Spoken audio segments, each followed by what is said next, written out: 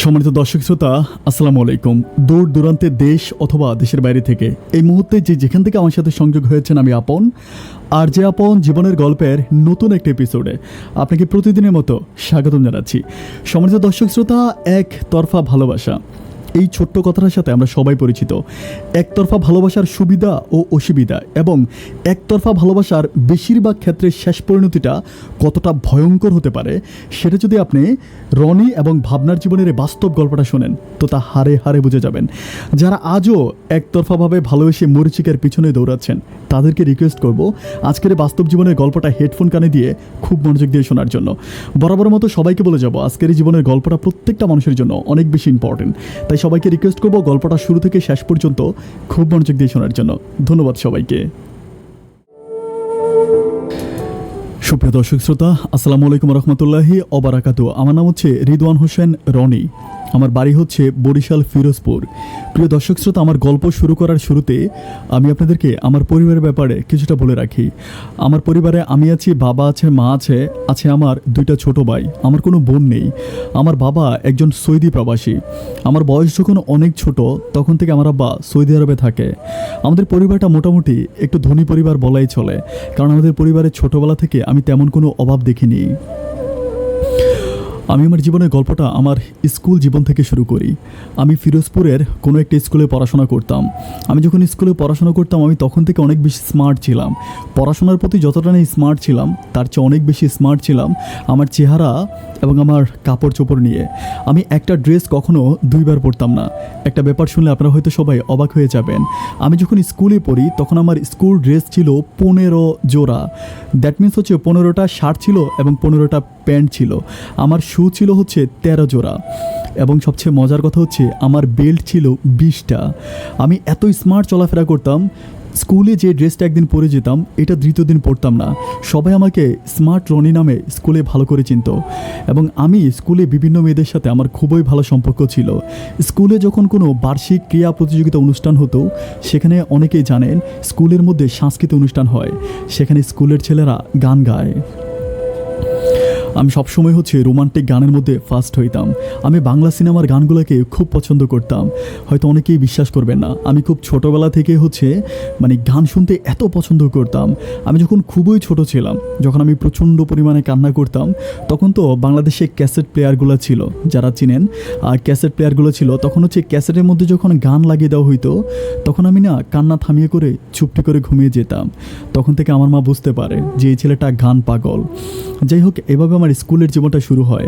আমি যখন ক্লাস 9-এ পড়ি, আমাদের স্কুলে একটা মানুষ ছিল যে ছিল আমাদের বেসে সবচেয়ে বেশি সুন্দরী, যাকে চোখে না দেখলে বিশ্বাস করা যায় না, যার নাম ছিল ভাবনা। ভাবনা অদ্ভুত সুন্দরী একটা মেয়ে। এত সুন্দর ভাবনার চেহারা, ভাবনার দিকে যে কোনো ছেলে যদি একবার তাকায়, তার চোখের পলক পড়বে না। ভাবনার গালগুলো একটু বুতু বুতু টাইপের ছিল। মেয়েটার মুখটা একেবারে, মুখমণ্ডলটা অনেক বড় ছিল। চুলগুলো একেবারে ছেড়ে দিলে কোমর পর্যন্ত পড়তো। হাতগুলো অনেক মোটা মোটা ছিল।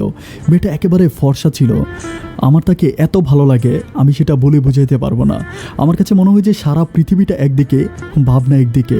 ভাবনার চোখে মুখে এত মায়া, এত মায়া, এত মায়ার ছড়াছড়ি ভাবনার মুখে, আপনি যদি চোখে না দেখেন কখনো বিশ্বাস করতে পারবেন না। আমাদের স্কুলের প্রতিটা স্টুডেন্ট, আমাদের হচ্ছে সিনিয়র, তারপর হচ্ছে ক্লাসমেট, বড় ভাই যারা আছে, তারা সবাই ভাবনাকে ভীষণ পছন্দ করে। শুধু তাই নয়, আমাদের স্কুলের ম্যাডাম এবং টিচার সবাই ভাবনার প্রেমে মাতোহারা। ভাবনা যত সুন্দর করে কথা বলতে পারে, যত সুন্দর করে ভাবনা কথা বলে, তার চেয়েও সুন্দর হচ্ছে তার মনটা। ভাবনার একটা ব্যাপার একেবারে না বললেই নয়। ওর বাসায় যখন ভালো কোনো রান্না করা হতো, ভাবনা কী করতো, টিফিন বক্সে করে এই খাবারগুলো স্কুলের শিক্ষক শিক্ষিকাদের জন্য নিয়ে আসতো। আর বিশেষ করে শীতকালীন পিঠা, শীতকালে ভাবনার আম্মা অনেক চমৎকার পিঠা বানাইতো। তো সে কী করতো, এই পিঠাগুলো নিয়ে স্কুলে এনে হচ্ছে সবাইকে দিত, যার জন্য বিশেষ করে ভাবনা সবার কাছে খুবই পরিচিত। ভাবনার একটা ব্যাপার হচ্ছে, ভাবনা রবীন্দ্রসঙ্গীত বলতে অনেক পছন্দ করে। মেয়েটা রবীন্দ্রসঙ্গীতের পাগল। স্কুলে রবীন্দ্রসঙ্গীত গিয়ে সে সবার কাছে অনেক বেশি পরিচিত। যাই হোক, ভাবনাকে আমার অনেক ভালো লাগে। তাকে আমার এত ভালো লাগে আমি বলে বুঝাইতে পারবো না। আমি সবসময় তাকে খেয়াল করি, সবসময় সে কোথায় যায়, কি করে, সব ব্যাপারগুলো আমি খুব ভালোভাবে খেয়াল করি। এভাবে যেতে যেতে একদিন হচ্ছে আমাদের স্কুলের মধ্যে অনেকে জানেন হয়তো টিফিনের সময় যখন টিফিন দেয় তখন হচ্ছে সবাই স্কুলে ব্যাগ রেখে বাইরে গিয়ে আমরা হচ্ছে খাওয়া দাওয়া করি। ছেলেরা হোটেলে যায়, হোটেলে গিয়ে খাওয়া দাওয়া করে, অ্যান্ড মেয়েরা হয়তো এদিক সেদিক ঘুরে ঘুরে ফিরে আধা ঘন্টা কি 45 মিনিট সময় আমরা কাটাই। এরপর হচ্ছে আবার সেকেন্ড টার্মের ক্লাস শুরু হয়। ওই সময় যখন টিফিন হচ্ছিল সবাই বেরিয়ে গেল, বাট আমার সেদিন একটু পেট ব্যথা ছিল, যার জন্য আমি কী করলাম, আমি ওখানে বসে আছি, আমি ক্লাসরুমের মধ্যে বসে আছি। বাট একটু পরে দেখলাম আমাদেরই ক্লাসের একটা ছেলে, যার নাম হচ্ছে শিমুল।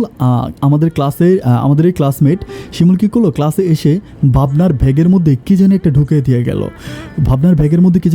দিয়ে গেল। আমার দেখে এত কষ্ট লাগতেছিল, কিরে ভাবনার ব্যাগে কী ঢোকালো। আমি তখন অনেক কৌতূহল বশত ব্যাগটার কাছে যাই, ব্যাগটার কাছে গিয়ে আমি এটা খুলি, আমি ব্যাগের সেন্টার খুলি, ভিতরে দেখতে পাই যে এটা একটা চিঠি। আমি চিঠি দেখে খুবই অবাক হয়ে গেলাম। আমি কারো পারমিশন ছাড়াই চিঠিটা খুলে পড়তে শুরু করি। আমি পড়তে পড়তে দেখতে পাই যে শিমুল হচ্ছে ভাবনাকে প্রেমের কথাবার্তা লিখেছে, যে মানে অনেক রকম কথাবার্তা ভাবনাকে নিয়ে। আমি চিঠিটা জাস্ট ওপরের 2টা কলি যখন পড়তেছিলাম, ঠিক ওই মুহূর্তে আমাদের একজন শিক্ষক হচ্ছে আমাদের হচ্ছে ক্লাসের সামনে দিয়ে যাচ্ছিল। উনি জানালা দিয়ে দেখলো যে আমি কী জানি একটা পড়তেছি মেয়েদের বেঞ্চের ওইখানে গিয়ে। আপনারা হয়তো অনেকেই জানেন যে মেয়েদের বেঞ্চ এক সাইডে, ছেলেদের বেঞ্চ ছিল অন্য সাইডে। তো আমি যখন পড়তেছিলাম আমাদের শিক্ষক হচ্ছে এটা দেখতে পেরে ক্লাসের ভিতরে ঢুকে আমাকে ডাক দেয়। আমাকে যখন ডাক দেয় আমি আসার পরে বলে তোর হাতে কি দেখি। আমি যখন দেখাই তখন উনি দেখে যে এটা একটা চিঠি, আমাকে বলে এদিকে দে। তো চিঠিটা আমি ওনার হাতে দিয়ে দিই, উনি চিঠিটা পুরোটা পড়ে বলতেছে যে চিঠিটা কে লিখছে। আমি একদম সত্য কথা বলে দিলাম যে স্যার এটা শিমুল লিখছে। আমি বলে যে শিমুল, আমি বলি হ্যাঁ আমাদের বেসে শিমুল লিখে এই চিঠিটা হচ্ছে ভাবনার ব্যাগের ভিতর ঢুকিয়ে গেছে। তখন আমাদের স্যারটা অনেক বেশি রেগে গেল। ওনার নাম ছিল তাজুল ইসলাম। খুবই রেগে গেল এবং ভয়ঙ্করভাবে আমার দিকে তাকায় বললো যে ঠিক আছে ব্যাপারটা আমি দেখতেছি। একটু পরে আমি তো ভাবনাকে খুঁজতেছি যে ভাবনাকে দেখলে আমি ব্যাপারটা বলবো, কিন্তু আমি পুরোটা স্কুলে ভাবনাকে খুঁজে না, ভাবনাকে পাচ্ছি না। যেতে যেতে হঠাৎ করে হচ্ছে ঘন্টা বেজে গেল, সবাই ক্লাসে ঢুকলো, সেকেন্ড টার্মের ক্লাস শুরু হয়ে গেল। ক্লাস যখন শুরু হলো তখন হঠাৎ করে দর্তরি আসলো। দর্তরি এসে বলতেছে যে আমাকে আর হচ্ছে ভাবনাকে আর শিমুলকে হচ্ছে হেড স্যারের রুমে যাওয়ার জন্য।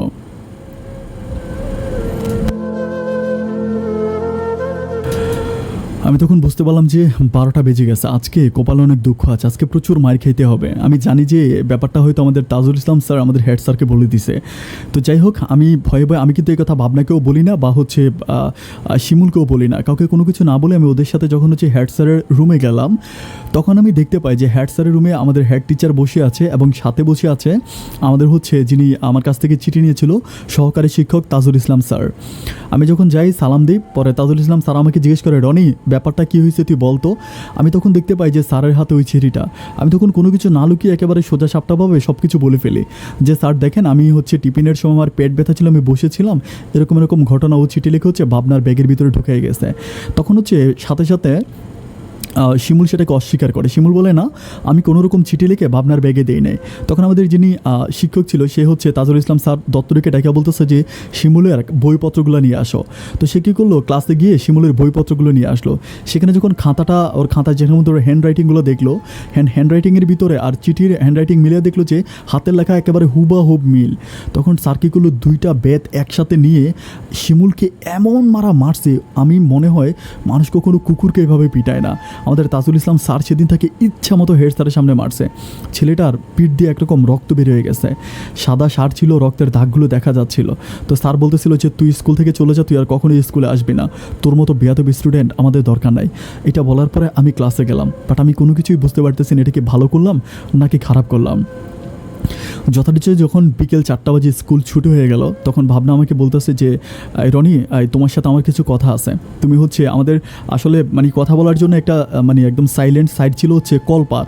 আমাদের স্কুলের যে কল ছিল, কলপারের ওখানে একটু জায়গা আছে, কিছু গাছগাছালি আছে, জায়গাটা একটু নীরব টাইপের। ওখানে হচ্ছে বিশেষ করে প্রেমিক প্রেমিকারা গিয়ে কথাবার্তা বলে। তো আমাকে বললো যে তুমি একটু ওখানে আইসো, তোমার সাথে আমার কথা আছে। তাই বললাম যে ঠিক আছে আমি যাব। তো যথারীতি ওর কথা মতো আমি কী করলাম, কলপারের ওইখানে আমি পিছনে গেলাম। যাওয়ার পর আমাকে বলতেছে যে এটা তুমি কী করলা রনি। আমি বললাম কী করলাম মানে, আমি যেটা দেখেছি সেটাই করেছি, আমি তো মিথ্যে কোনো কিছু করি নাই। ও তোমাকে চিঠি লিখেছে, আমি জাস্ট আমার হেড স্যারের কাছে মানে আমি তখন কিন্তু তাকে বলি নাই যে তাজুল ইসলাম স্যার দেখে ফেলছে। আমি বললাম ও চিঠি দেখছে তোমাকে, আমি সেটা তাজুল ইসলাম স্যারকে দিয়েছি। তখনও আমাকে বলতেছে তুমি তাজুল ইসলাম স্যারকে চিঠিটা না দিয়া অ্যাটলিস্ট আমার কাছে একটাবার বলতে পারতা না। তখন আমার কাছে ব্যাপারটা একটু কেমন কেমন জানি ঘোলাটে লাগতেছিল। আমি বললাম যে আমি তোমার কাছে কেন বলবো, তো বলে ব্যাগটা তো আমার ব্যাগে একটা ছেলে চিঠি লিখে দিয়েছে, তাহলে তুমি তো সেটা আমাকে জিজ্ঞেস করবে, আমাকে জিজ্ঞেস না করে তুমি এটা স্যারের কাছে কেন দিয়ে দিলা, আর তুমি জানো যে তুমি আমার কত বড় ক্ষতি করেছো। আমি তখন তারে বললাম যে আমি তোমার ক্ষতি করেছি না, আমি না তোমার কোনো কথা ক্লিয়ার করে বুঝতেছি না, তুমি এগুলো কি বলতে চাচ্ছ। ও আমাকে বলে যে আমি না তোমাকে বুঝাইতে পারবো না যে তুমি আমার জীবনের কত বড় ক্ষতিটা করে ফেলেছো। আমি বলি এত রাগারাগি না করে তুমি আমাকে বলো যে আমি তোমার কি ক্ষতি করেছি। তখন সে আমার দিকে চোখ রাঙিয়ে আমাকে বলে যে তোমার জন্য আজ আমার ভালোবাসার মানুষটা এভাবে ক্ষত বিক্ষত হলো।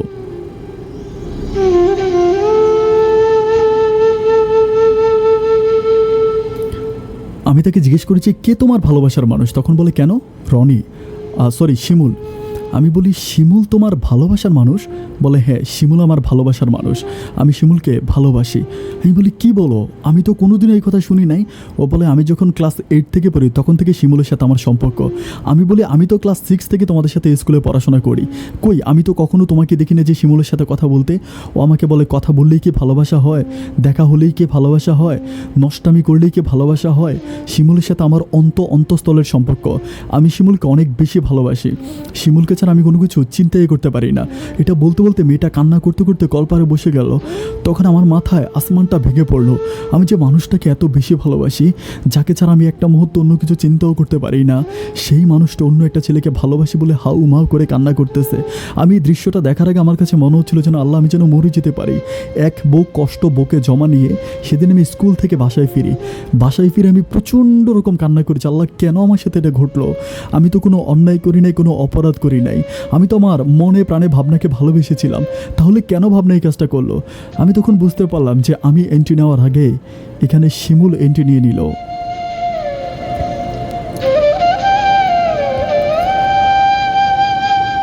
যাই হোক, এর পরের দিন যখন আমি স্কুলে যাওয়ার পরে দেখতে পাই যে শিমুলের বাবা মা সহ শিমুলকে নিয়ে আসছে আমাদের হেড স্যারের রুমের ভিতরে। তখন হেড স্যারের কাছে শিমুল পা ধরে মাপ চাইছে, যখন পা ধরেছে তখন হেড স্যার ওকে মাফ করে দিয়ে ক্লাসে যেতে বলেছে। তখন থেকে সে আবার আমাদের সাথে ক্লাস করে। বাট তখন শিমুলের সাথে আমার অন্যরকম একটা শত্রুতা, মানে শিমুল আমাকে দেখতেই পারে না, যে কোনো ব্যাপারে শিমুল আমাকে ছোট করে, সবার সামনে কি আমার নামে বিভিন্ন রকম কথাবার্তা বলে। শিমুল কিন্তু ক্লাসে অনেক ভালো স্টুডেন্ট ছিল, ভাবনাও কিন্তু অনেক ভালো স্টুডেন্ট ছিল, আমি কিন্তু অতটা ভালো স্টুডেন্ট ছিলাম না, আমি পড়াশোনার প্রতি অতটা মনোযোগী ছিলাম না। যাই হোক, ওরা ভালো স্টুডেন্ট, ওদের সাথে সবাই মিশে, আমার সাথে কেউ মিশে না। আর সবাই আমাকে বলে যে তুই একটা গিরিঙ্গি বাস, এরকম বলে সবাই আমাকে বিভিন্নভাবে কটাক্ষ করে কথা বলে। এতে আমার ভালোবাসার মানুষটা আবার আমার ভালোবাসার মানুষটা এখন থেকে শিমুলের সাথে অনেক ভালোভাবে ঘেসে কথা বলে। আগে কিন্তু ওদের মাঝে আমি এতটা সম্পর্ক দেখতাম না, বাট ইদানিং দেখতেছি যে শিমুলের সাথে ও ম্যাক্সিমাম সময়ও কথা বলে। একদিন আমি ক্লাসরুম থেকে বেরোয়ার সময় আমাদের ক্লাসটা ছিল দোতলায়, যখন নিচতলায় নামতেছিলাম তখন সিঁড়ির পাশে দাঁড়ানোর একটু জায়গা ছিল। তো আমি সিঁড়ির পাশে দেখতেছি যে একেবারে গা ঘেঁষে শিমুল আর ভাবনা কথা বলতেছে। তখন আমি একটু রাগান্বিত ভাষায় বললাম, কিরে বাবা, এটা কি কলেজ নাকি, এটা কি স্কুল নাকি প্রেম করার জায়গা। যখন একটু রাগান্বিত ভাষায় কথা বললাম যে এখানে তো আমার কাছে মনে হচ্ছে যে আমি একটু নোংরা ভাষায় বললাম, যেটা মনে হয় যে ব্যবসা পার হয়ে গেছে। এটা বলার পরে আমাকে পিছন থেকে শিমুল ডাক দিল, বলে যে রনি কি বললি তুই। আমি বললাম না কিছু বলি নাই তো। পরে বলে তুই একটু এদিকে আয়। তা আমি বললাম যে কেন ভাই, তোদের মাঝে আমি কেন কাবাবে হাড্ডি হতে যাবো। পরে বলে তুই একটু এদিকে আয়। তো আমি এদিকে ওর কাছে সামনে গেলাম। সামনে যাওয়ার পর ও আমার বলতেছে, কিরে তোর অনেক পাওয়ার বাইরে গেছে। আমি বলি পাওয়ার বাইরে গেছে মানে। পরে বলতেছে আমরা এখানে কথা বলতেছি, তুই স্কুলটারে ব্যবসা পাড়া বলতেছিস, মানে এগুলো কি। পর আমি বলতেছি যে আমার স্বাধীনতা, বাক স্বাধীনতা, আমি যেখানে যেটা খুশি সেটাই বলবো, তোর কাছে কি আমার কৈফিয়ত দিতে হবে। এরকম করতে করতে একটা পর্যায়ে ও কী করে আমার কলার চেপে ধরে আমার গালে একটা কষে থাপ্পড় বসায় দেয়। যখন থাপ্পড় বসায় দেয় আমি ওকে যখন মারতে যাই তখন আমাকে ভাবনা ধরে ফেলে। ভাবনা বলে যে ওর গায়ে একটা ফুলের টোকাও দিবা না রনি। আমি বলতেছি যে ও আমারে মারলো, তখন তুমি ধরলা না, আর আমি যখন ওরা মারতে গেলাম তখন তুমি আমারে ধরলা। ওকে ফাইন, ঠিক আছে, তোমাদের কথাই ঠিক, আমি এখন স্যারের কাছে বিচার দিব। তখন আমি সিঁড়ি থেকে নামতেছি আর চিন্তা করতেছি, এমনিতেই তো আমি সবার কাছে গিরিঙ্গিবাজ, সবাই আমাকে গিরিঙ্গিবাজ বলে ডাকে। এখন যদি আমি এবার স্যারের কাছে গিয়ে শিমুল আর বাবনার নামে বিচার দিই, তাহলে তো আমি আরও পচে যাব। তো যাই হোক, আমি কিছু না বলে আমি সেদিন কান্না করতে করতে বাসায় আসি। বাসায় এসে আমি চিন্তা করি, না, এটা হতে পারে না। আমি ভাবনাকে এত ভালোবাসি, আমার ভাবনা কীভাবে অন্য কারো হয়ে যাবে? আমি এটা কোনো দিনও মেনে নিতে পারবো না। এর পরের দিন আমি চিন্তা ভাবনা করি যে আমি ভাবনাকে স্কুল শেষে আমি সবগুলো কথা বলবো, যে আমি ভাবনাকে ভালোবাসি, আমি আমার মনের কথাগুলো বলবো। ভাবনা রাজি হোক বা না হোক, আমি আমার কথাগুলো তাকে ইনিয়ে বিনিয়ে সব কিছু আমি তাকে বলবো। এই সিদ্ধান্ত নিয়ে সেদিন কী করি, আমাদের স্কুল যখন শেষ হয় টিফিনের সময় প্রথমত আমি চেষ্টা করি যে টিফিনের সময় তাকে কথাগুলো বলার জন্য, কিন্তু টিফিনের সময় এত ছেলে মেয়ে থাকে, আমি তাকে আমার ভালোবাসার কথাটা বলতে পারি না। যাই হোক, কিন্তু আমি তাকে চিঠি লিখবো না, আমার মনে ভয়, কারণ চিঠি লিখলে যদি, কারণ আমি তো জানি যে সে শিমুলকে ভালোবাসে, সে যদি আমার চিঠিটা নিয়ে স্যারের কাছে দিয়ে দেয় তাহলে স্যার আমাকে সেমভাবে মারবে যেভাবে একবার শিমুলকে মেরেছিল। এই ভয়ে আমি কি করি যে আমি বলি যে না, আমি এরকম কিছু করব না। আমি জাস্ট সাইলেন্ট থাকি, নীরব থাকি, আর দেখতেছি যে পরিস্থিতি কোন দিকে যায়। অ্যান্ড যখন বিকেলে ছুটি হয়ে গেল, ছুটি হয়ে যাওয়ার পরে আমি কি করলাম, নিচে আসলাম যে ভাবনা বের হবে, ভাবনা বের হলে আমি ভাবনাকে বলবো। সবাই বের হইলো কিন্তু ভাবনা বেরোচ্ছে না, ভাবনা বেরোচ্ছে না। এরই মাঝে আমি কিন্তু ইয়েকেও দেখতে পাচ্ছি না, শিমুলকেও দেখতে পাচ্ছি না। তো আমাদের আরেকটা ফ্রেন্ড ছিল, যার নাম ছিল জোবায়ের যখন বেরোলো, আমি জোবাইরকে বলতেছি, কিরে ভাবনা কোথায়? পরে বলতেছে, কে ভাবনা বেরোয় না? আমি বলি না, ভাবনা তো বেরোয় না। পরে বলতেছে, বের হয়েছে, শিমুল বের হয়েছে? আমি বলি না, শিমুলকেও দেখলাম না, ভাবনাকেও দেখলাম না। তো বলে যে দেখ, রুমের মধ্যে গিয়ে লাগালাগি করতেছে। আমি তখন লাগালাগি আমার তখন একটা জিনিস মাথায় আসছে, হায় আল্লাহ, আজকে কিন্তু আমাদের স্কুলটা আমি চিন্তা ভাবনা করতেছি যে তাহলে হয়তো তারা রুমের ভিতর কোনো আকাঙ্ক্ষা করতেছে। একটা চিন্তা ভাবনা করে আমি দৌড়ে আমাদের ক্লাসরুমে যাই, বাট ক্লাসরুমে গিয়ে দেখতে পাই যে না, ক্লাসরুমে ওরা নাই। আমি বারান্দায় গিয়ে খুঁজি, বারান্দায় নাই, এপারে ওপারে সব জায়গায় খুঁজি, পাই না। যখন আমি কলপারে যাই, আমি একটু আগে আপনাদেরকে বলেছিলাম যে কলপারের পিছনে একটা জায়গা আছে একটু নীরব, ওই কলপারে গিয়ে আমি চুমির যে শব্দ না, সেই শব্দটা শুনতে পাই।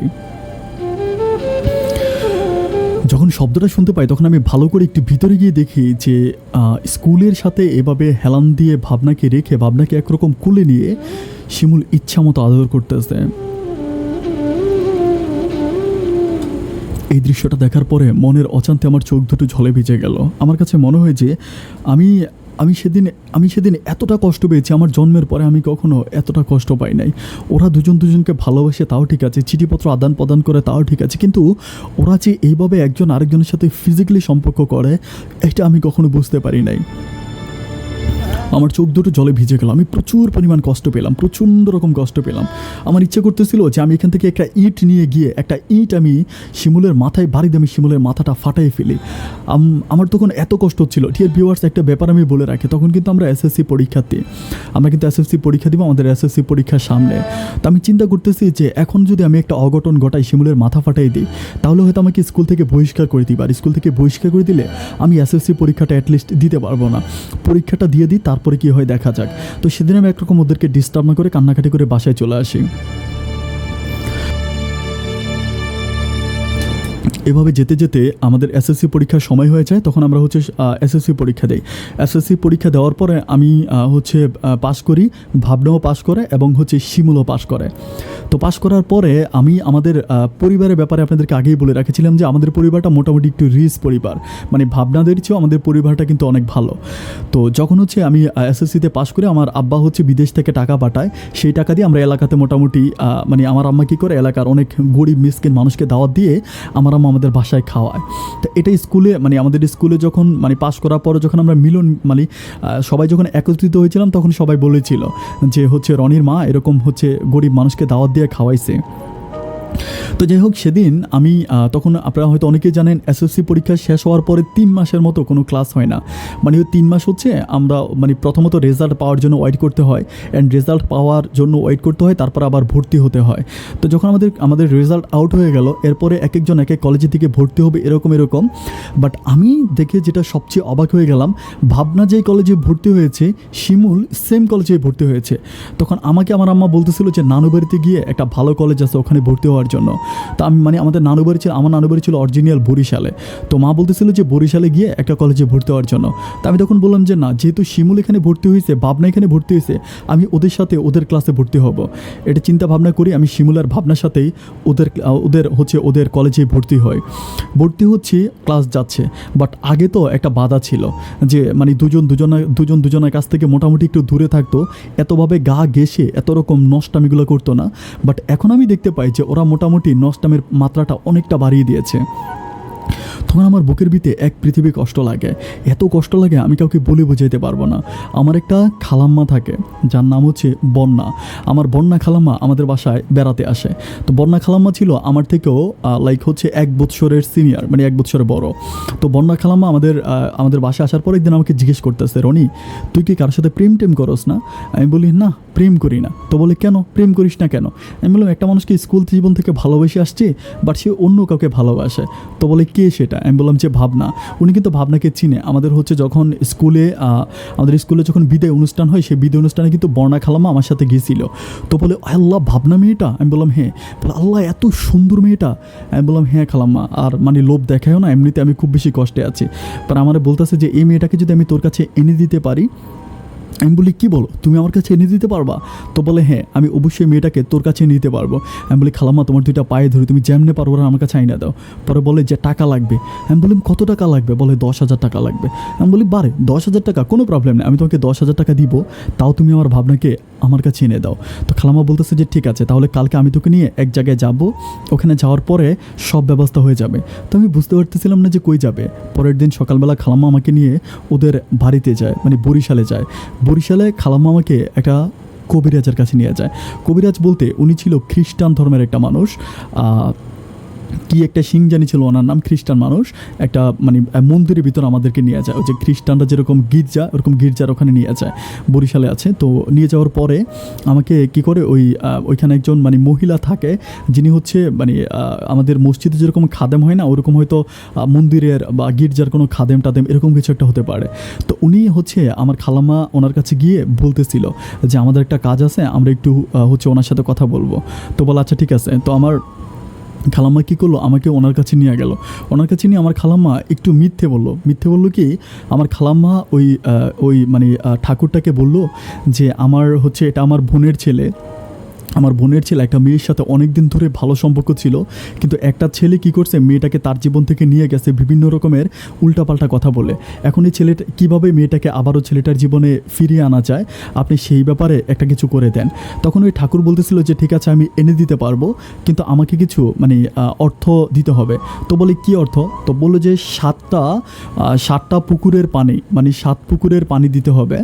তো 7 পুকুরের পানি এনে দিতে হবে, এবং তো আপনার যখন হিন্দুরা যখন মারা যায়, হিন্দুরা মারা যাওয়ার পরে যে কলসি করে পানি, মানে একদম যে পানিটা একেবারে শেষে কলসি থেকে মানে চিতার উপরে ঢালা হয়, সে কলসিটা যখন ভাঙা হয়, সে কলসির ভাঙার যেই কিছু অংশ, মানে কলসিটা ভাঙা হয়েছে এরকম কিছু একটা অংশ তাকে এনে দিতে হবে। এই 2টা জিনিস এনে দিতে হবে, এবং 3 কেজি মিষ্টি রাত 3টা বাজে 4 রাস্তার মোড়ে রেখে আসতে হবে। ব্যাপারগুলো একটু ভয়ঙ্কর ছিল। আমি বললাম যে এত কিছু তো আমার পক্ষে করা সম্ভব নয়, আপনি আমাকে অন্য একটা বুদ্ধি দেন। তাহলে উনি বলে যে তুমি যদি আমাকে 20,000 টাকা দাও, মানে 10,000 টাকা হচ্ছে ওনার কাজের জন্য, আর তুমি যদি সাথে আমাকে আরও 10,000 টাকা দাও, তাহলে আমি এই 7 পুকুরের পানি জোগাড় করব, মিষ্টি কিনে আমি 4 রাস্তার মোড়ে দিব, এবং ওইখান থেকে মানে ভাঙা কলসির অংশটা আমি আনবো। তখন আমি বললাম যে তখন তো আমাদের কাছে টাকার আসলে কোনো অভাব নাই, কারণ আব্বা প্রতি মাসে 30, 50, 1 লাখ টাকা বাবা প্রচুর পরিমাণ টাকা পয়সা পাঠায়, টাকার কোনো অভাব আমাদের নেই। তো আমি বললাম যে আচ্ছা ঠিক আছে, আপনি যেটা বলেন আমি সেটাই করবো, আপনি কাজ করেন। তো ওনার সাথে কথাবার্তা বলার পরে আমি কী করলাম যে ঠিক আছে, ওনাকে আমি ওই দিন 12,000 টাকা অ্যাডভান্স করে আসি। 12,000 টাকা অ্যাডভান্স করে শুনে আমাকে বলে যে তাহলে আপনি 7 দিন পরে আসবেন, 7 দিন পরে এসে আপনি আপনার জিনিসপত্র নিয়ে যাবেন। তো 7 দিন পর্যন্ত আমি আমার ওই খালাম্মাদের বাসায় থাকি, মানে আমার নানু বাড়িতে থাকি। তো ছোটো খালাম্মা, ওনার কিন্তু এখনও বিয়ে হয় নাই। তো ওই খালাম্মা মানে আমাকে তারপরে ওনাদের এখানে থাকার পর 7 দিন পরে আমরা আবার ওই ঠাকুরের বাড়িতে যাই। বাড়িতে যাওয়ার পরে ঠাকুর আমাকে একটা তাবিজ দেয়, বলে যে এই তাবিজটা কোনোভাবে, তাবিজটা আমি আপনাদেরকে একটু বলে রাখি, তাবিজ একেবারে ছোট, মানে একেবারে ছোট তাবিজ কিন্তু 2 ধরনের হয়, একটা বড়, একটা মিডিয়াম, একটা ছোট। তাবিজটা একেবারে পিনচিলের মতো অনেক ছোট।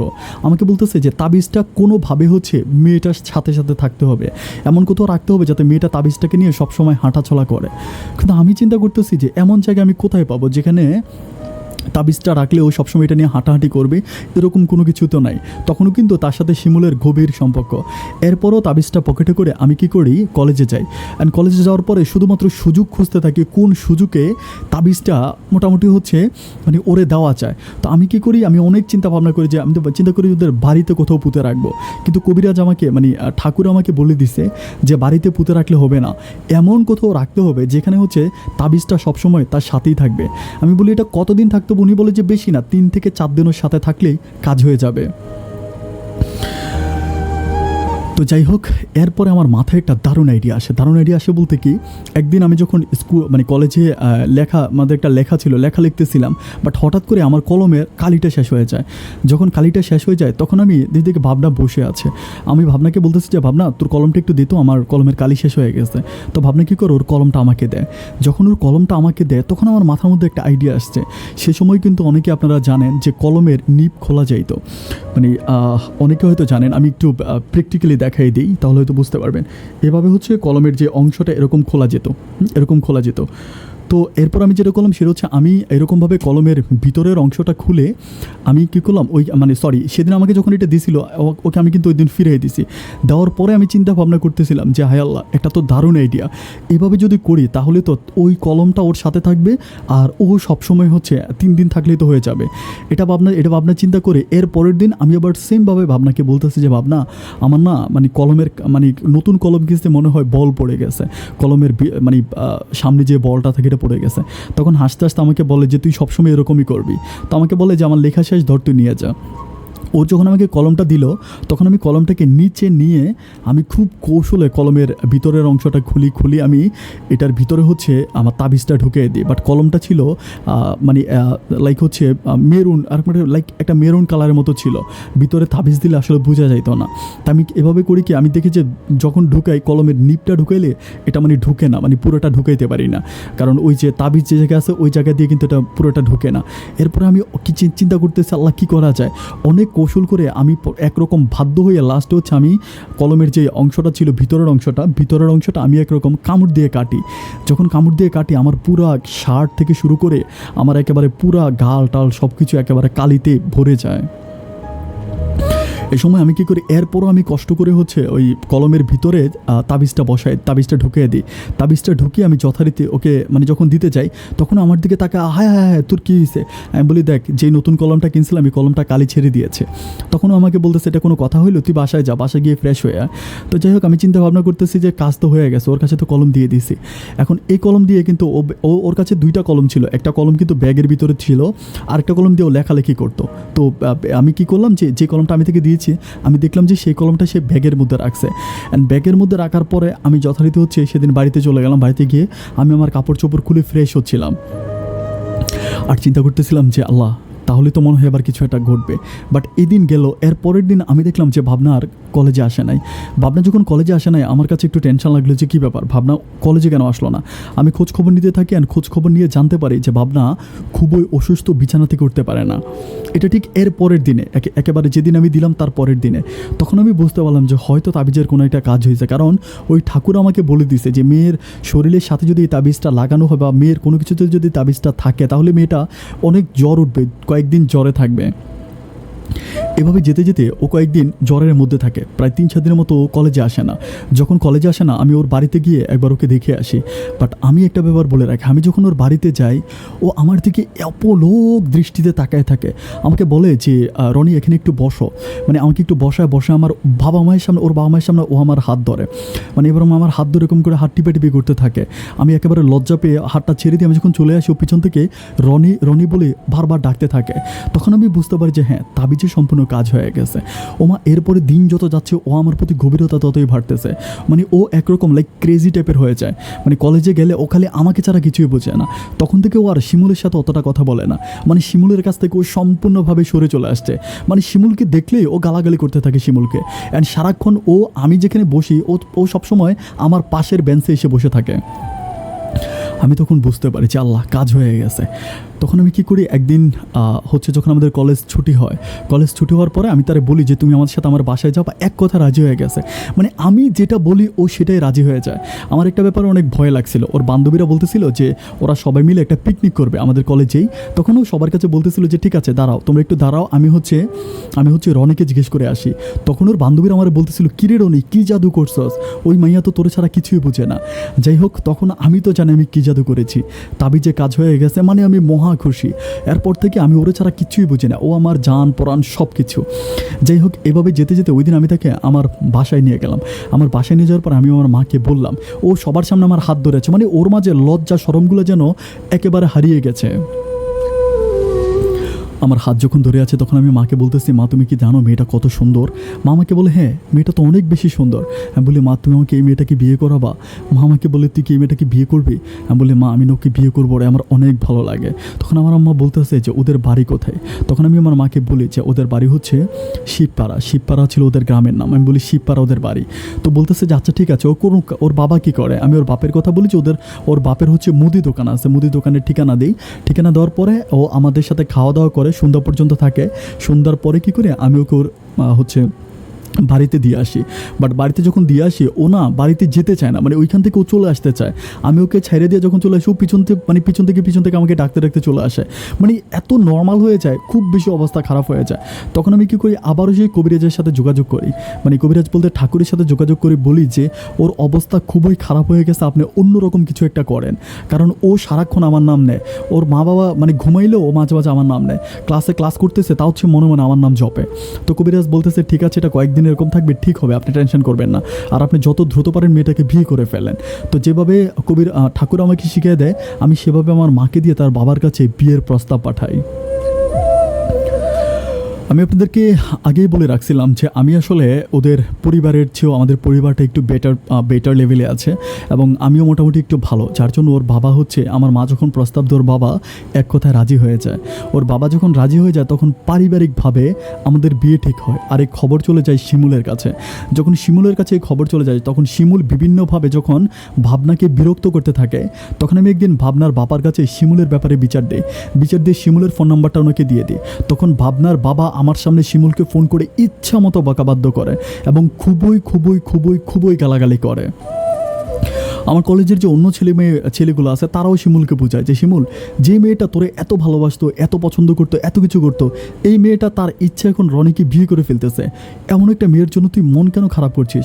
আরে ভাই সে তো নষ্ট, ও তোর কথা বাদ দে, ওর কথা তোরা বলিস না। এগুলো বলে ওকে যে যেমন করে বোঝাচ্ছ তেমন করে বুঝে ও একটু ডিভাইড হয়ে গেল। ও আর ওভাবে হচ্ছে ভাবনার সাথে কথাবার্তা বলে না। বাট তারই মাঝে আমার বিয়ের দিন ফিক্সড হয়ে গেল। পারিবারিকভাবে আমরা অনেক ধুমধাম করে বিয়ের কাজও কমপ্লিট করলাম। আমার জীবনে সুখ চলে আসলো, সুখের পাখি আমার ঘরে এসে ধরা দিল। আমি তখন মানে একেবারে 24 ঘন্টা ঘরের মধ্যে বসে থাকি।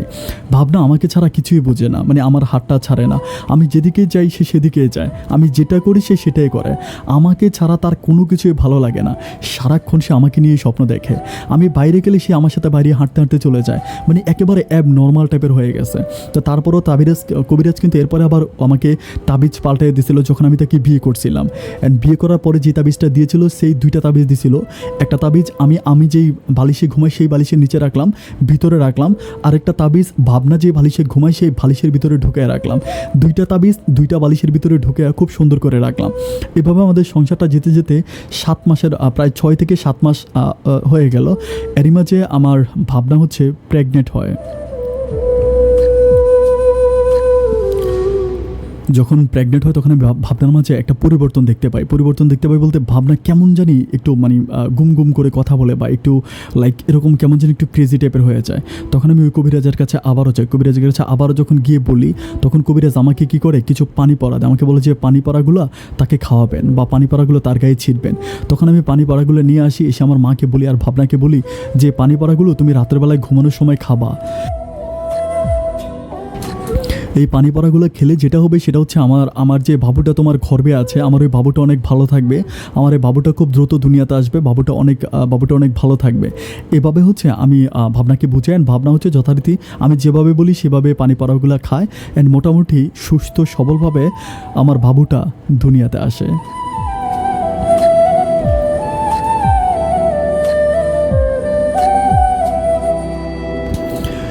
এতদিন পরে সুখের পাখি আমার ঘরে ধরাতে আমার মা, এরই মাঝে আমার বাবা বাংলাদেশে আসে, আমি বলতে ভুলে গেছিলাম, বাবা বাংলাদেশে আসে, বাবা মা তারপরে সবাই মিলে এত খুশি আমি আসলে বলে বুঝাইতে পারবো না।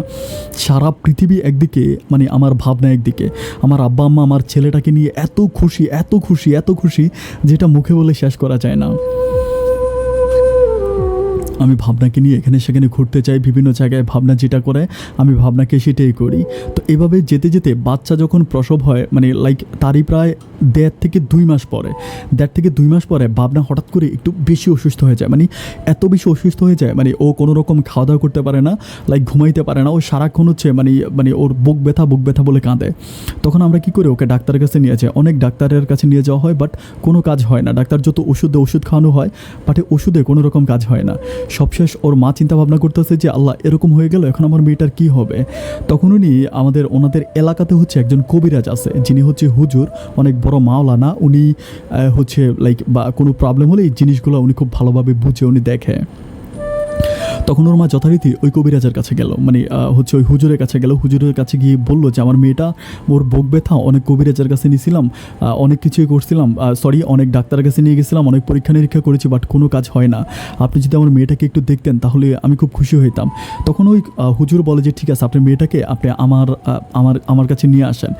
যখন মেয়েটাকে উনি ওনার কাছে নিয়ে যায়, ওই হুজুরের কাছে নিয়ে যায়, তখন হুজুর ভাবনাকে দেখে বলতেছে যে ওর উপর নাকি বদ জিন ভর করেছে, এবং এই জিনটা প্রতি রাতে ওর সাথে যৌন মিলন করে। আর যৌন মিলন করার সময় ওই জিনটা কী করে, ওর পেটের মানে ওর বুকের উপরে চাপ দেয়, ওই চাপ দেওয়ার কারণে ওর বুক ব্যথা হয়ে থাকে। এটা ছিল হুজুরের ভাষ্যমত কথা। যখন হুজুরের ভাষ্যমত এই কথা ছিল, তখন হুজুর কী করে, ওকে পানি পরা দেয় আর তাবিজ দেয়, ওর পায়ে একটা তাবিজ দেয়, হাতে একটা তাবিজ দেয় এবং পানি পরা দেয়। তখন আমি কিন্তু আর আমার কবিরাজের, মানে আমার যে ঠাকুর ছিল, ওটা আমি সম্পূর্ণ ছেড়ে দিয়েছি, কারণ আমি দেখেছি আমার ভাবনা এখন পুরোপুরি ঠিক আছে, আমার জন্যই সব কিছু। কিন্তু মূল সমস্যাটা ঘটল তখন, যখন ওর মা ওই হুজুরের কাছ থেকে ওর জন্য তাবিজ এবং পানি পরা নিয়ে আসলো। ওই পানি পরা আর তাবিজ দেওয়ার পরে আমি দেখতেছি ভাবনা একটু একটু করে আমার কাছ থেকে দূরে সরে যাচ্ছে। একদিন রাতের বেলা আমি ভাবনাকে নিয়ে শুয়ে আছি, সেই সময় ভাবনা আমাকে বলতেছে যে এই তুই কোন পরপুরুষ আমার সাথে শুয়ে আছিস। আমি বলতেছি আরে আজব ব্যাপার, আমি তো তোমার স্বামী। তখন সে আমাকে অকথ্য ভাষায় কেমন করে আমার সাথে গালাগালি করে কথা বললো। তো আমি মনে করলাম যে যেহেতু তার মা তাবিজ দিছে, তাহলে হয়তো সেই তাবিজের কোনো প্রবলেম। তো আমি কী করি, একদিন আমি নিজে একা ওই কবিরাজের কাছে যাই, মানে হুজুরের কাছে যাই। হুজুরের কাছে যাওয়ার পরে হুজুরের কাছে গিয়ে বলি যে আপনি আমার বউকে কী ধরনের পানি পড়ার তাবিজ দিয়েছেন। আমার বউ আমার সাথে রাতের বেলায় খুব খারাপভাবে ব্যবহার করে, খুব খারাপ ভাষায় কথা বলে। তখন ওই হুজুর আমার মুখের দিকে তাকিয়ে বলতেছে যে আপনি কি মানুষ, আপনি কি মুসলমান নাকি কাফের, আপনি কি মানুষ নাকি অমানুষ। যখন উনি আমাকে এই কথাটা বলে, আমি তখন বললাম যে আজব ব্যাপার, আপনি এগুলো আমাকে কী বলতেছেন, আপনি কি আমাকে এই কথাগুলো ঠিক বলতেছেন, এগুলো কেন বলতেছেন, আমি ভাবনার জামাই, আপনি যে ভাবনাকে তাবিজ দিয়েছিলেন। উনি বলে আমি সব কিছুই জানি যে আপনি ভাবনার জামাই, কিন্তু আপনি ভাবনার সাথে যেটা করেছেন এটা কি আপনি ঠিক করেছেন। আমি বললাম যে আমি কি করেছি। তো বলে কি করেছেন, আপনি যেটা করেছেন এটা আপনি নিজেই জানেন। আমি জানি আপনার সাথে মেয়েটার বিয়ে হয়ে গেছে, আপনাদের একটা ছেলে সন্তান দুনিয়াতে আসছে, যার জন্য আমি মেয়ের মায়ের কাছে এই কথাগুলো বলি নাই। আপনি মেয়েটাকে তাবিজ করে তার ব্রেনটা সম্পূর্ণ আউট করে দিতেছেন। আমি বললাম যে কি বলেন। পরে বলে হ্যাঁ, আপনি মেয়েটাকে নিয়ে সংসার করতে পারবেন না, তাবিজের দখলটা মেয়েটার কিছুদিনের মধ্যে কেটে যাবে, আর তাবিজের দখলটা যখন কেটে যাবে তখনই মেয়েটা আপনার সাথে আর সংসার করবে না। আমি বললাম এগুলো তো পাগলামি সাগলামি কথা, আপনি কেন বলতেছেন, আমি আমার বউকে কোনো তাবিজ করি নাই। পরে আমার বলতেছে তাবিজ করেন নাই, কি করছেন, এগুলো আমি সব ভালো করেই জানি। যাই হোক, আপনি আর কথা বাড়াবেন না, আমি যেগুলো দিচ্ছি এগুলো ভালোর জন্যই দিছি, মেয়েটা যাতে ভালো থাকে এই জন্যই আমি এগুলো দিয়েছিলাম। যাই হোক, সবশেষ কী হলো, আমি আমার বাসায় ফিরে আসি। বাসায় ফিরে আসার পরে আমি দেখতে পাই যে ভাবনার উশৃঙ্খলতা বেড়ে যাচ্ছে। মানে ভাবনা আমাকে কোনোভাবেই সহ্য করতে পারে না, মানে এতটাই হয়ে যায় যে আমি ওর কাছে এতটাই তৃপ্ততা হয়েছে যে আমি বলে বোঝাইতে পারবো না। সবশেষ আমি আমার সেই পুরনো ঠাকুরের কাছে আবারও যাই বরিশালে, যে ঠাকুর আমাকে প্রথমত তাবিজ দিয়ে তাকে আমার কাছে এনে দিয়েছিল। কিন্তু আমি ওই ঠাকুরের কাছে গিয়ে জানতে পারি ওই ঠাকুর নাকি ইন্ডিয়াতে চলে গেছে 1.5 মাসের জন্য, 45 দিনের জন্য উনি ইন্ডিয়াতে থাকবে, কামরুল কামাখ্যার ওখানে উনি গেছে। তো তখন আমি এতটাই বিপদে পড়ে যাই, এতটাই ভেঙে পড়ে যাই, আমি কার কাছে যাব কোনো কিছুই বুঝতে পারতেছি না। বিভিন্ন হুজুরদের কাছে গিয়ে তাবিজ করে আনিয়ে দিই, বাট কোনোভাবে কাজ হয় না। ভাবনা আমার সাথে অনেক বেশি খারাপ ব্যবহার করে, আমার সাথে ঝগড়া করে। এবং রাতের বেলায় ও যখন ঘুমিয়ে থাকে তখনও মনে মানে আমি স্পষ্ট শুনতে পাই, আমাকে বলে মানে শিমুল শিমুল শিমুল বলে ও ডাকাডাকি করে। মানে সেম ওই আমাদের কলেজে যে পড়াশোনা করতে যে শিমুল, ওই শিমুলের জন্য ও কাঁদে, মানে শিমুলের জন্য ও কাঁদে। আমি তখন কোনো কিছুই বুঝতে পারিনি যে কী হয়েছে। তখন ওর মা আমাকে বলতেছে ঠিক আছে মেয়েটাকে আমার বাড়িতে পাঠাই দাও, আমার বাড়িতে পাঠাইলে হয়তো সব কিছু ঠিক হয়ে যাবে। তখন ওর মায়ের কথা মতো আমি তাকে তাদের বাড়িতে পাঠিয়ে দিই। বাট তাদের বাড়িতে পাঠানোর পরে আমি দেখতে পাই যে ও সারাক্ষণ মানে লাইক ফোন, ওর তখন মোবাইল ছিল, ওই মোবাইল দিয়ে আমি ওর মোবাইলে যখনই কল দিই তখনই বিজি পাই, যখনই কল দিই তখনই বিজি পাই। তো আমি কিছুই বুঝতেছি না। আমি যখন আমার শ্বশুর বাড়িতে যাই আমি তার কাছ থেকে আমার মোবাইল ফোনটা নেই, মানে ওর মোবাইল ফোনটা নেই। মোবাইল ফোনটা নিয়ে আমি ডায়ালে যখন ঢুকে আমি কল ডিউরেশন যখন দেখি আমি দেখতে পাই যে ও 1 ঘন্টা 30 মিনিট, 1 ঘন্টা 40 মিনিট, 1 ঘন্টা 50 মিনিট এরকম করে করে মানে লাস্ট কল লিস্ট এরকম। তখন আমি কী করে ওর, এবং ডায়ালের ভিতরে একটাই নাম্বার ছিল, একটা নাম্বারেই কল আসে, একটা নাম্বারেই কল চাই ম্যাক্সিমাম সময়। তো আমি নাম্বারটা কী করে আমার মোবাইলে ঢুকে যখন আমি কল দিই আমি দেখতে পারি যে কলটা শিমুল রিসিভ করেছে।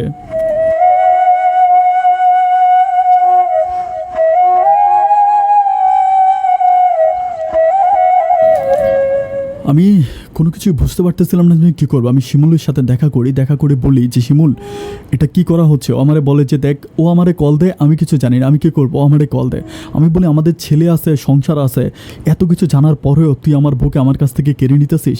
তখন আমার দিকে একটা অট্ট হাসি দিয়া বলে যে তুইও তো জানতি যে আমি ভাবনাকে অনেক বেশি ভালোবাসি, ভাবনার সাথে আমার এত মধুর সম্পর্ক, তাহলে তুই কী করে আমার ভাবনাকে আমার কাছ থেকে কেড়ে নিলি। আমি বললাম আরে ভাবনাকে আমি কেন তোর কাছ থেকে কেড়ে নিব, ভাবনাই তো আমার কাছে চলে আসছে। ও বলে তুই যদি ভাবনাকে ইশারা ইঙ্গিত দিয়ে না নিয়ে যাইতি, তুই যদি এটা চিন্তা করতে যে ভাবনা তো আমাকে ভালোবাসে, ভাবনার সাথে আমার সম্পর্ক, তাহলে কিন্তু ভাবনা কিন্তু যেত না।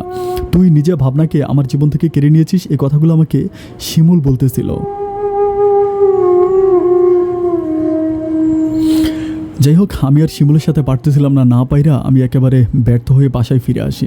বাসায় ফিরে এসে আমি চিন্তা করতেছি যে আমি এখন কি করব, ঠাকুরকেও পাচ্ছি না। ও এভাবে যেতে যেতে ও আর আমার শ্বশুরবাড়ি থেকে আসে না, যতই ওকে আমি আনার জন্য চেষ্টা করি না ও আসেই না।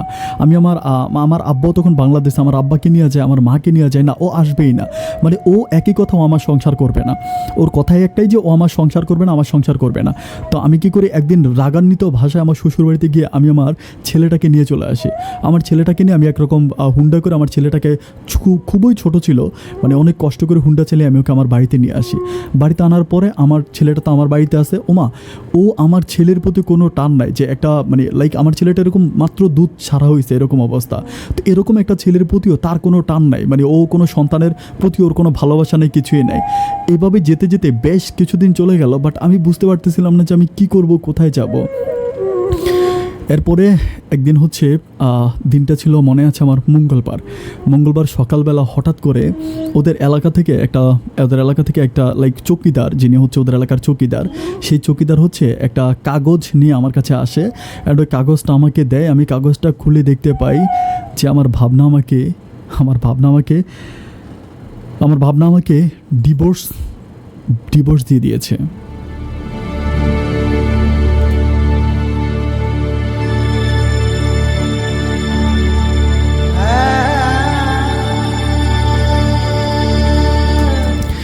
ডিভোর্স পেপারটা হাতে নিয়ে আমি প্রচণ্ড রকম কান্নায় ভেঙে পড়ে আমার ছেলেটাকে বকে নেই। আমি বলি এটা কেমন কথা, আমাকে ডিভোর্স দিবে অথচ আমাকে একটু জিজ্ঞেসও করবে না। আমি সেদিনই তাদের বাড়িতে যাই। তাদের বাড়িতে যাওয়ার পরে তার বাবা এবং তার মামাকে বোঝায় যে বাবা দেখো যা হবার তো হয়ে গেছে, বাট আমি কোনোভাবে পারতেছি না যে আমার মেয়েটাকে বুঝাইতে। আমি কোনোভাবে আমার মেয়েটাকে বুঝাইতে পারতেছি না। একটা মেয়ে যদি এখন সে যদি তোমার সংসার না করে আমরা কিভাবে করাইতে পারবো বলো, আমাদের তো কিছু করার নাই। তখন আমি জানতে পারি আপনারা কি ওকে অন্য কোথাও বিয়ে দিবেন। পরে বলে হ্যাঁ, ও নাকি স্কুলে একটা ছেলের সাথে পড়াশোনা করছিল যার নাম ছিল শিমুল। ও আমাদেরকে বলতেছে যে শিমুলকেও বিয়ে করবে। আমি বলি শিমুলের সাথে কি ওর কথা হয়? বলে হ্যাঁ। তো ওর বাবা আমাকে বলতেছে যে গতকালকে শিমুল আমাদের বাসায় আসছিল।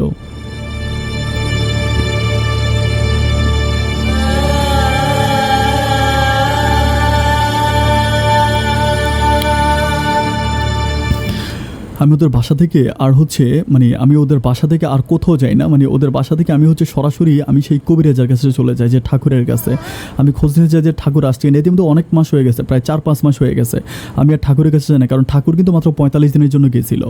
তো এরপর আমি ঠাকুরের বাড়িতে যাই, ঠাকুরকে আমি দেখতে পাই যে ঠাকুর আছে বাড়িতে। তো বাড়িতে ঠাকুর আছে, আমি ঠাকুরকে বললাম যে এই আমি সব কিছু স্টোরি ওনাকে খুলে বলি যে এই ঘটনা, এখন কি করা যায় আপনি আমাকে বলেন। উনি আমাকে বলে যে আপনার বউকে আমি আবারও এনে দিতে পারবো, কিন্তু এখন একটু বেশি টাকা লাগবে। আমি বললাম কত টাকা? উনি আমাকে বলে যে 50,000 টাকা লাগবে। আমি বললাম আচ্ছা ঠিক আছে, কোনো সমস্যা নেই, আমি আপনাকে 50,000 টাকাই দিব, কিন্তু আপনি আমার বউকে আমার কাছে এনে দেন, বিকজ আমি আমার বউকে ছাড়া থাকতে পারতেছি না। আর আপনি আমার পরিস্থিতি বুঝতেছেন যে আমার কতটা কষ্টে আমার দিনগুলো কাটতেছে। পরে উনি বলতেছে যে ঠিক আছে, তাহলে আপনি আজকে 25,000 টাকা অ্যাডভান্স করে যান, আপনি 1 সপ্তাহ পরে এসে সেম আগের মতো ওষুধ নিয়ে যাবেন। তো আমি ওনাকে কী করি, আমার কাছে ওই সময় টাকা ছিল না, আমি নানু বাড়িতে গিয়ে আমার নানার কাছ থেকে টাকা নিই 25,000 নিয়ে আমি ওই কবিরাজকে দিয়ে আসি, দিয়ে আমি বাড়িতে আসি।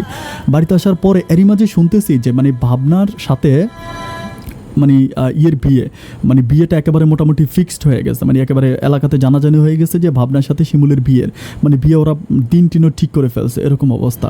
তার ওরকম যেতে যেতে আমি চিন্তা করতেছি যে আল্লাহ আমি কী করবো, আল্লাহ আমি কী করবো, আল্লাহ কয়টা দিন অপেক্ষা করো। আমি জাস্ট কোনোভাবে বিয়েটা পিছনে নেওয়ার জন্য চেষ্টা করতেছিলাম। তারই মাঝে 1 সপ্তাহ পরে আমি যখন ওই ঠাকুরের কাছে গেলাম, তখন ঠাকুর আমাকে একটা মাংসের টুকরা দিল, একটা শুকনো মাংসের টুকরা, একেবারে শুকনো একটা মাংসের টুকরা। আমাকে বলতেছে যে এই মাংসের টুকরোটা যেভাবেই হোক আপনার বউকে খাওয়াতে হবে। তো আমি বললাম যে যেভাবেই হোক আমার বউকে খাওয়াইতে হবে। হ্যাঁ, বলে যে মাংসের টুকরাটা যদি আপনার বউ খায় তাহলে আপনার বউ ভালো হয়ে যাবে, আপনার বউ আপনার কাছে চলে আসবে। ওনাকে আরও 25,000 টাকা দিয়ে মাংসের টুকরাটা নিয়ে আমি যথারীতি আমার বাড়িতে আসি। বাড়িতে আসার পর আমি চিন্তা করতেছি যে কীভাবে এই মাংসের টুকরা তাকে খাওয়ানো যাবে। এর মাঝে ওদের বিয়ে শাদী মোটামুটি সব কিছু ফিক্সড হয়ে যাওয়ার পথে। তো আমি চিন্তা করতেছি আল্লাহ আমি কীভাবে কী করবো। এরই মাঝে আমি হচ্ছে মানে আমার ছেলেটা, আল্লাহর কি এসা হুকুম, ঠিক ওই সময় আমার ছেলেটা হচ্ছে একটু অসুস্থ হয়ে যায়। যখন অসুস্থ হয়েছে আমি ইচ্ছে করে আমার ছেলেকে খাবার দাবার ওষুধ খাওয়াই না, আর খুব মানে ওষুধ খাওয়াই না, আমি চাচ্ছি ও আরেকটু অসুস্থ হোক, মানে ওর প্রচুর পরিমাণ জ্বর উঠে। মানে আমার আব্বা আমার যতই ওষুধ খাওয়াইতে বলে আমি বলি যে না ওষুধ খাওয়াবো না, ও ঠিক হবে। এরকম করতে করতে 2-3 দিন যাওয়ার পর আমার ছেলেটার অবস্থা খুবই খারাপ হয়ে যায়। যখন আমার ছেলের অবস্থা খুবই খারাপ হয়ে যায় তখন আমি করি কি, আমি আমার বউকে খবর দিই, আমার মাকে দিয়ে। আমার মা তাকে ফোন করে বলে যা তোমার ছেলেটা মনে হয় বাঁচবে না, ছেলেটার অবস্থা খুবই খারাপ, কোনো কিছু খাচ্ছে না, দাচ্ছে না, ঘুমাচ্ছে না, খুবই খারাপ, তুমি একটু ছেলেটাকে দেখে যাও। তখন ও কি করে ওর বাবাকে পাঠায়, মানে আমার শ্বশুরকে পাঠায় ছেলেটাকে নিয়ে যাওয়ার জন্য। কিন্তু আমি বলতেছি যে না, আমার ছেলেকে যদি দেখতে হয় তাহলে আমার বাড়িতে এসে দেখতে হবে, আমি আমার ছেলেকে দিব না, আর আমার ছেলেকে একবার নিয়ে গেলে আপনারা আর দিবেন না। উনি সকাল থেকে রাত পর্যন্ত আমাদের বাসায় থাকে, এমনকি আমার ছেলেটাকে আমি দিই না। তো এর পরের দিন ভাবনা কি করে, ভাবনা আর ভাবনার মা মিলে আমাদের বাড়িতে আসে। ভাবনার মা মিলে যখন আমাদের বাড়িতে আসে তখন আমি কী করি, আমি মাকে বলি যে মা ওরা যেহেতু আসছে ওদেরকে তুমি ভাত খাওয়াও।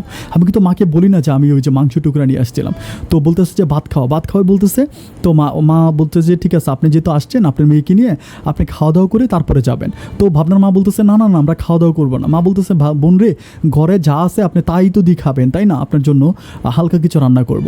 এটা বলে আমি বলি যে মা না, মুরগির মাংস খাওয়াতে হবে। আমি কী করি, একটা ফার্মের মুরগি কিনে নিয়ে আসি 1.5 কেজি ওজনের, কিনে এনে এই মুরগিটা হচ্ছে কেটে বাট মা রান্না করে তখন আনুমানিক। আর এরই মাঝে ও আমার ছেলেটাকে আদর করতেছে, ছেলেটাকে কোলে নিয়ে চুমু দিতেছে, আদর করতেছে আমার সামনেই।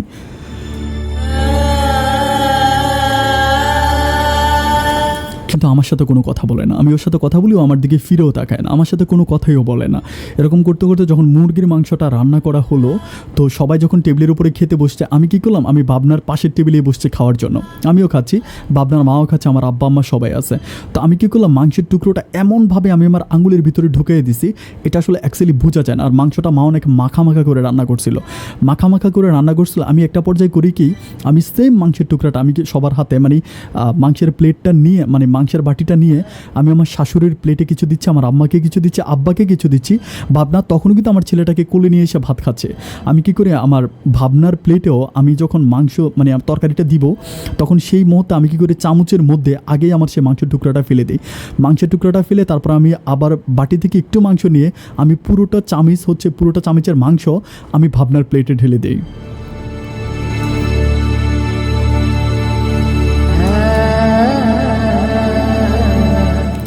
যখন ঢেলে দেয় তখন আমি বুঝতে পারি যে ভাবনা খাবার খাচ্ছে।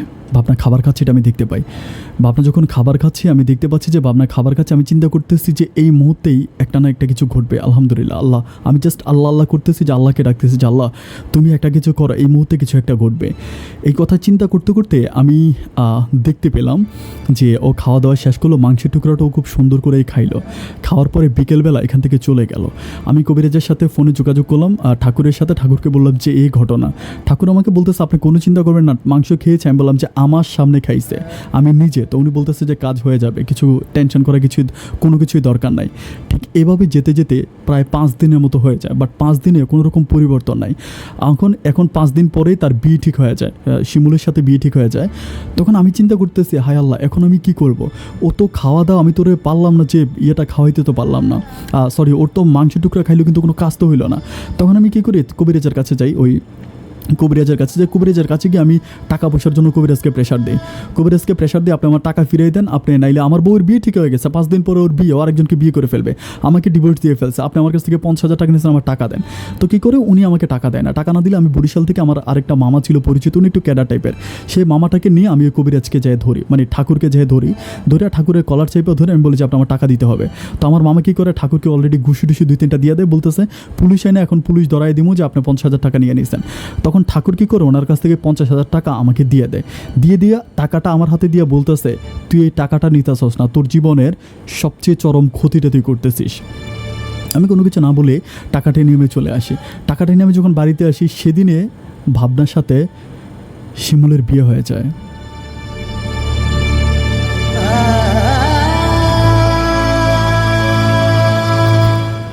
চোখের পানি পেলতে পেলতে আমি আমার ছেলেটাকে বুকে জড়িয়ে ধরে আমি বলি, যা, আল্লাহ যা করে ভালোর জন্য এ করে। আমি তোকে কোনোদিনও পাইতাম না, কিছুদিনের জন্য হলে তো আমাকে পেয়েছি। আমার একটা ছেলে আছে, এই ছেলেটাকে বুকে জড়িয়ে ধরে আমি আমার জীবনটা কোনো রকম কাটাবো, এটা চিন্তা ভাবনা করে আমি চলতে থাকি। বাট এভাবে যেতে যেতে প্রায় 3 থেকে 4 দিন পরে আমার কানে খবর আসে। 3 থেকে 4 দিন পরে আমি জানতে পারি যে ভাবনা নাকি পাগল হয়ে গেছে।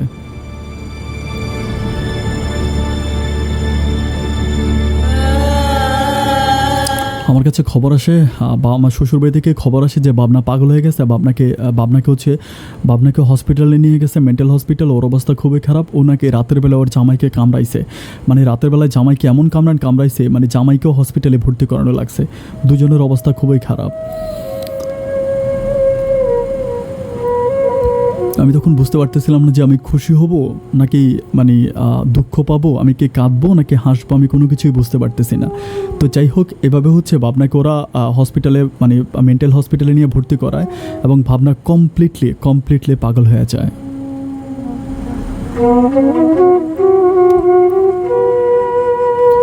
দেড় বৎসর ভাবনাকে মেন্টাল হসপিটালে রাখা হয়। 1.5 বৎসর মেন্টাল হসপিটালে রাখা হয়। বাট এই 1.5 বৎসরে ওর কোনো পরিবর্তন নাই।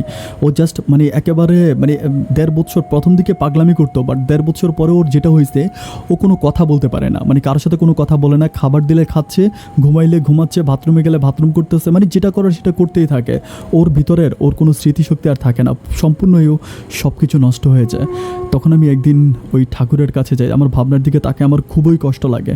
আমি ভাবনাকে মাঝে মাঝে দেখতে যাই, আমার তখন খুব কষ্ট হয়। আমি ওই ঠাকুরের কাছে হাতে পায়ে ধরে খুবই কান্না করে বলি যে আপনি আমার বউটাকে বাঁচান, আমার বউর জন্য কিছু একটা করেন। আমি অনেক কান্নাকাটি করি, কিন্তু ঠাকুর বলে যা করার ঈশ্বর করেছে, আমি করিনি। আমি অনেক চেষ্টা করি, আমি ঠাকুরের কিছুই করতে পারি না। সবশেষ আমি কী করি, বরিশাল থানায় ওই ঠাকুরের নামে মামলা করে আমি ঠাকুরকে জেলে ঢুকিয়ে দিই। কিন্তু ঠাকুরকে জেলে ঢুকানোর পরে সবচেয়ে বেশি যে সমস্যাটা এখন হচ্ছে আপন ভাই, সেটা হচ্ছে আমার ছেলেটা এখন মোটামুটি একটু বড় হয়েছে, কথা বলতে পারে। কিন্তু আমার ছেলেটা, আমি দেখতে পাচ্ছি যে আমার ছেলেটা লাইক ওর মায়ের মতোই কিছুটা পাগল টাইপের। আমার ছেলেটা পাগল টাইপের কীরকম, আমার ছেলেটা রাতের বেলায় মানে শুধু হাসে, মানে রাতের বেলায় শুধু হাসে, মানে ঘুমের মধ্যে হাসতে থাকে। এবং লাইক আমি অন্য ছেলেদের মাঝে যেরকম দেখতে পাই, বাট আমার ছেলেটা ওরকম না। আমার ছেলেটা অন্যরকম বলতে কি, যে মানে পাগলের যে স্বভাবগুলো আছে, পাগলের সবগুলো স্বভাব আমার ছেলের মাঝে। আমার ছেলের গায়ে আমি কোনো কাপড় রাখতে পারি না, যদি কোনো কাপড় পরাই ও মানে চিল্লাফিল্লা করতে যেভাবে হোক কাপড় খুলে ফেলবে। আমার ছেলেটা এখন মোটামুটি বড় হয়েছে, কিন্তু আমি কোনো কিছু কাপড় ওর গায়ে দিতে পারি না। কাপড় দিলে ও কাপড় খুলে ফেলে, এবং আমার ওয়াইফ এখনও পাগল। আমার যিনি প্রাক্তন ওয়াইফ ছিল, সে এখনও পাগল অবস্থায় আছে। আমি আমার জীবনে বিষণ্ণতায় ভুগতেছি আপন ভাই, আমি কাউকে বলে বুঝাইতে পারবো না যে আমি এতটা ক্রিটিক্যাল অবস্থায় আছি। আপন ভাই, আমি আমার জীবনের গল্পটা আপনাকে বললাম, আমি জানি আমি অনেক ভুল করেছি। এরপরও যদি পারেন আপনি আমাকে একটা সলিউশন দিবেন যে আমি এখন কি করতে পারি, কি করলে আমার জন্য ভালো হবে। আপন ভাই, আপনি ভালো থাকবেন আর আমার ছেলেটার জন্য দোয়া করবেন। আমার ছেলেটার নাম রেখেছিলাম সাইমন হোসেন সানি। আচ্ছা, আমার ছেলেটার নাম রেখেছিলাম সাইমন হোসেন সানি। আমার ছেলেটার জন্য দোয়া করবেন। আপনি অনেক ভালো থাকবেন।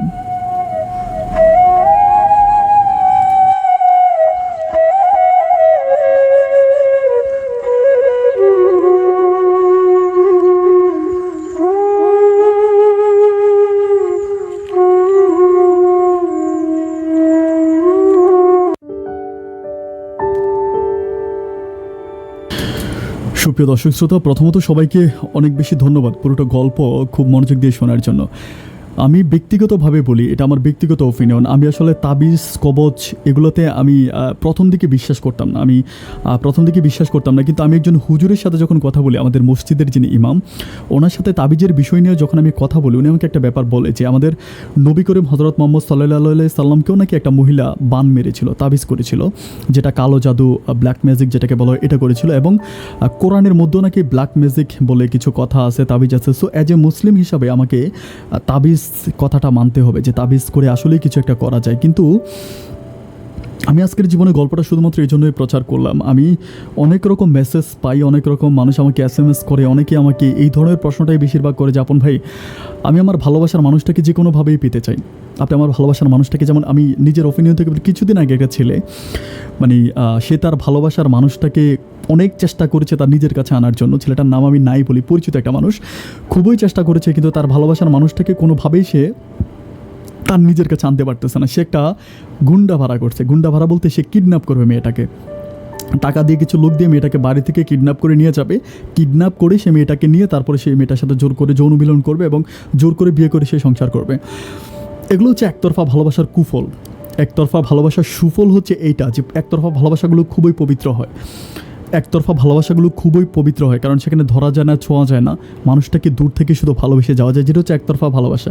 এটা হচ্ছে একতরফা ভালোবাসার সুফল। আর কুফলটা আপনারা বুঝতেই পেরেছেন। ভালোবাসতে আমি আপনাদেরকে নিষেধ করি না, ভালো আপনারা অবশ্যই বাসবেন, কিন্তু এই ভালোবাসা যেন কারো জীবনকে এভাবে নষ্ট করে না দেয়।